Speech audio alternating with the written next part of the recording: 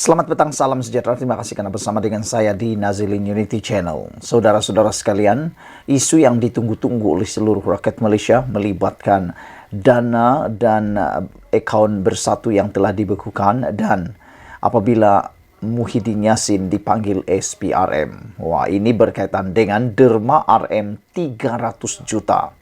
Ini bukan satu jumlah yang kecil tapi sangat besar. Kalau dulu Najib dalam kes 1MDB, Najib kata dana yang diterima datang daripada sumbangan Arab. Kali ini Muhyiddin pula tidak mengatakan apa-apa, tetapi ada laporan mengatakan bersatu ambil dana kontraktor. Muhyiddin akan dipanggil SPRM. Nah, ada juga laporan yang menulis bahawa Muhyiddin menerima sumbangan daripada kontraktor Presiden Bersatu disiasat SPRM. Presiden Bersatu Muhyiddin Yassin dijangka akan dipanggil Suruhanjaya Pencegahan Rasuah SPRM sebagai sebahagian siasatan ke atas dana parti itu, lapor News Street Times. Sumber di Petik Akhbar itu berkata, bekas Perdana Menteri itu akan memberi keterangan berhubung RM 300 juta yang didakwa diterima bersatu sebagai dana politik daripada kontraktor diberikan projek ketika pentadbirannya.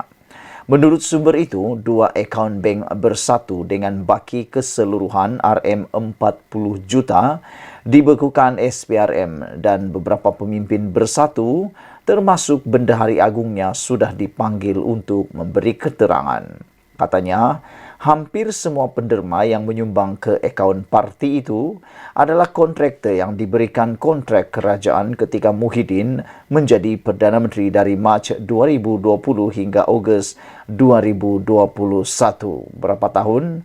Baru lebih kurang dalam 1 atau 2 tahun sahaja.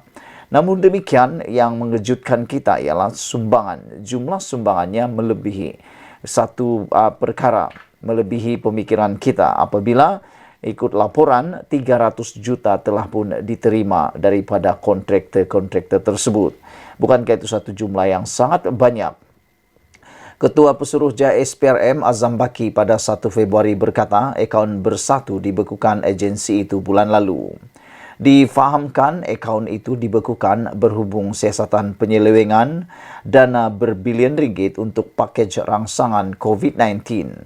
Muhyiddin sebelum ini menafikan kerajaan pimpinannya menyeleweng RM 92.5 bilion dan beliau yakin SPRM akan membersihkan namanya daripada sebarang salah laku. Beliau tidak menolak kemungkinan dakwaan terhadap bersatu itu direka kerajaan supaya tindakan undang-undang boleh diambil terhadap parti itu dan melemahkannya menjelang pilihan raya di 6 negeri tahun ini.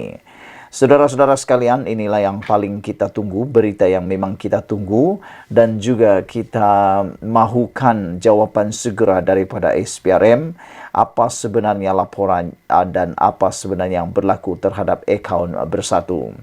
Dengan tajuk berita yang memang menarik perhatian kita, bersatu ambil dana kontraktor Muhyiddin akan dipanggil SPRM. Jadi dengan ini disahkan Muhyiddin bakal dipanggil oleh SPRM untuk siasatan dan keterangan berhubung RM 300 juta yang didakwa diterima parti bersatu sebagai dana politik daripada kontraktor yang diberikan projek ketika pentadbiran Muhyiddin Yassin. Menurut sumber yang diterima, dua akaun bank bersatu dan dengan baki keseluruhan RM 40 juta dibekukan SPRM. Dan beberapa pemimpin bersatu termasuk Bendahari Agungnya sudah dipanggil untuk memberi keterangan. Katanya, hampir semua penderma yang menyumbang ke akaun parti itu adalah kontraktor yang diberikan kontrak kerajaan ketika Muhyiddin menjadi Perdana Menteri dari Mac 2020 hingga Ogos 2021. Inilah yang paling menarik.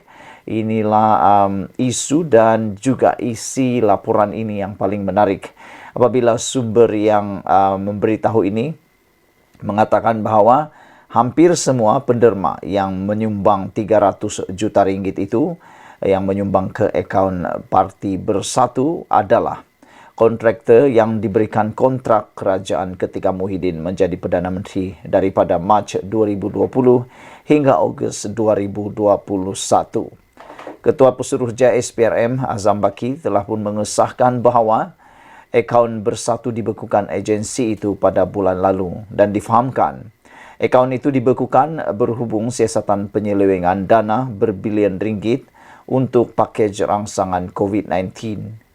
Muhyiddin sebelum ini telah pun menafikan kerajaan pimpinannya menyeleweng RM 92.5 bilion dan beliau yakin SPRM akan membersihkan namanya daripada sebarang salah laku. Dengan ini, sesuai sangatlah apabila Muhyiddin kata seperti itu dan beliau tidak patut takut. Muhyiddin tidak perlu takut, Muhyiddin tidak perlu marah, bahkan dia perlu memberikan kerjasama sepenuhnya kalau dia yakin bahawa SPRM akan dapat membersihkan nama beliau. Berkata orang tua-tua, berani kerana benar, takut kerana salah. Kenapa nak marah disiasat kalau memang tak bersalah?